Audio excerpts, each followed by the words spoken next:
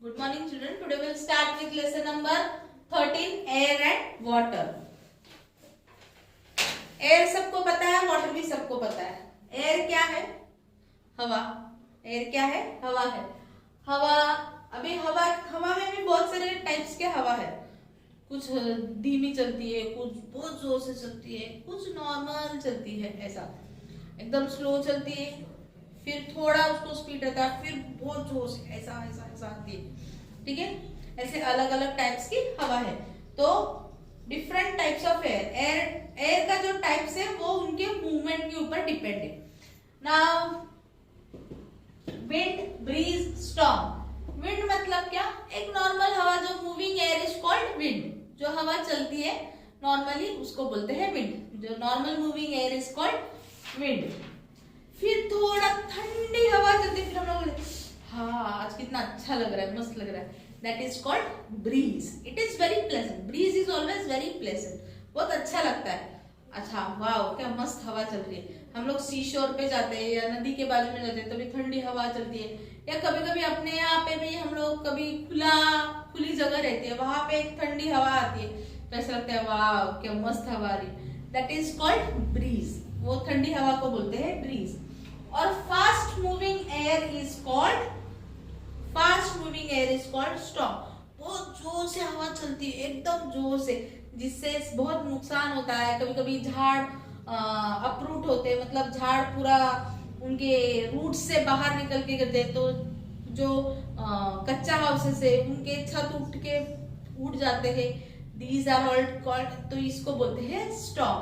बहुत तेजी से हवा चलती है, दैट इज कॉल्ड स्टॉर्म। हम लोग बोलते हैं ना वादल आया, तो इसको बोलते हैं स्टॉर्म। अभी यही एयर में क्या क्या चीजें हैं, ये एयर में क्या क्या चीजें हैं? एयर सब जगह पे, एयर इज एवरीवेयर, सब जगह पे है।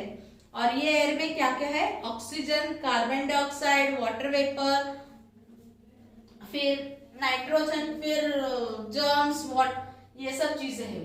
ठीक है, oxygen, carbon dioxide, water vapour, dust and germs, ये सब चीजें एयर में है।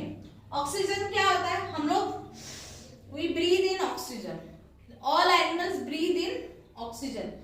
सब एनिमल्स जो है, हम लोग एनिमल्स है, सब लोग ऑक्सीजन अंदर लेते हैं और कार्बन डाइऑक्साइड को बाहर छोड़ते हैं। लेकिन प्लांट्स जो है वो कार्बन डाइऑक्साइड अंदर लेते हैं और ऑक्सीजन को बाहर छोड़ते हैं।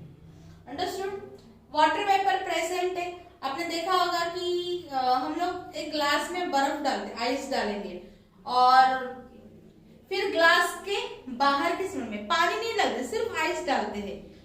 एक ग्लास में आइस डालेंगे तो ग्लास के बाहर पानी इकट्ठा होता है। क्यों इकट्ठा होता है? क्योंकि हवा में जो वाटर वेपर प्रेजेंट है, वाटर वेपर मतलब क्या? पानी के ड्रॉपलेट्स जो गैस फॉर्म में है उसको बोलते हैं वाटर वेपर। वो क्या होता है? वो कंडेंस हो जाते हैं, वो ठंडे हो जाते हैं और ग्लास के ऊपर आके बैठ जाते हैं। अंडरस्टूड? वो है वाटर वेपर। डस्ट तो आपको पता है, धूल मिट्टी, और जर्म्स भी पता है, कीड़े मकोड़े, एकदम माइन्यूट, माइक्रो। तो ये है इंग्रेडिएंट्स ऑफ एयर। नाउ हम लोग को एयर दिखती है क्या? एयर दिखती नहीं है, लेकिन एयर है, ये एहसास होता है जब भी फैन लगाते हैं। अभी एयर नॉर्मली ऐसा नहीं बता, लेकिन फैन लगाते हैं तो एयर मूव होता है, तो ठंडी हवा लगती है, तो एयर है करके पता चल जाता है। जब भी बलून में हम लोग एयर भरते हैं तभी पता चलता है कि हम एयर इज प्रेजेंट। अंडरस्टूड? तो अभी यूजेस ऑफ एयर।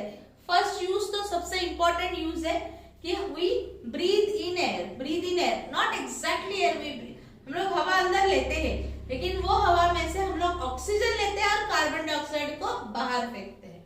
अंडरस्टूड? वैसे ही प्लांट्स को भी एयर चाहिए। क्यों? क्योंकि वो एयर में से कार्बन डाइऑक्साइड लेते हैं और ऑक्सीजन को बाहर छोड़ते हैं। Understood everybody? Now this is the main use of air. Next is, आपने विंडमिल देखा है? विंडमिल ऐसे चरखा घूमता है, ऐसे रहता है, ऐसे रहता है, ये विंडमिल है। इससे इलेक्ट्रिसिटी जनरेट होती है। बहुत बड़े बड़े रहते हैं, बहुत बड़े बड़े, मतलब 20, 30, 40 फुट के रहते हैं। वहां पे माउंटेन्स पे जनरली लगाते हैं क्योंकि वहां पे एयर ज्यादा रहता है। तो वहां पे ये विंडमिल ऐसे घूमते हैं, ऐसे स्लोली स्लोली घूमते हैं, लेकिन तभी इलेक्ट्रिसिटी, वो जैसे जैसे घूमते हैं वैसे वैसे इलेक्ट्रिसिटी जनरेट होता है। बोट्स को सेल करने के लिए भी उनका यूज हो जाता है, फिर काइट्स को फ्लाई करने के लिए उनका यूज होता है, कपड़े सुखाने के लिए, कपड़े बहुत अच्छे से हवा चलती है तो कपड़े भी सूखते हैं। Cool air makes us comfortable and during summer. अभी ये है उनके यूजेस, काइट्स फ्लाई करने के लिए, क्लोथ्स को सुखाने के लिए, ये सब है विंड मिल सेल बोट्स के लिए एयर का यूजेस है। Now we will go with air, हम लोग ने पढ़ लिया एयर में क्या क्या है, उसके इंग्रेडिएंट्स क्या क्या है। अभी next we will go with water.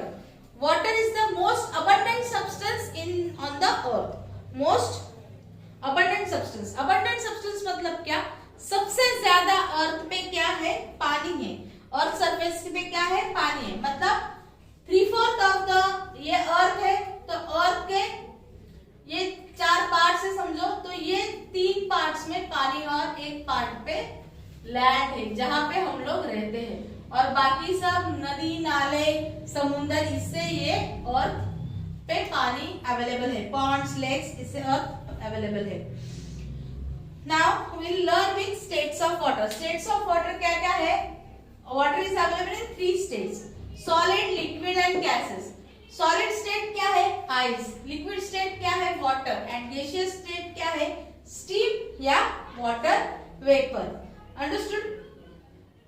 अभी ये जो लिक्विड है, लिक्विड को गैस में कन्वर्ट करते हैं, तो कैसे करते हैं, पानी को हम लोग गर्म करते हैं और स्टीम बनाते हैं, तो ये प्रोसेस को बोलते हैं बॉइलिंग। ये प्रोसेस को क्या बोलते हैं, बॉइलिंग। लिक्विड को हम लोग गैस में चेंज करते हैं, वो प्रोसेस को क्या बोलते हैं हम लोग, it is called boiling. Everybody clear.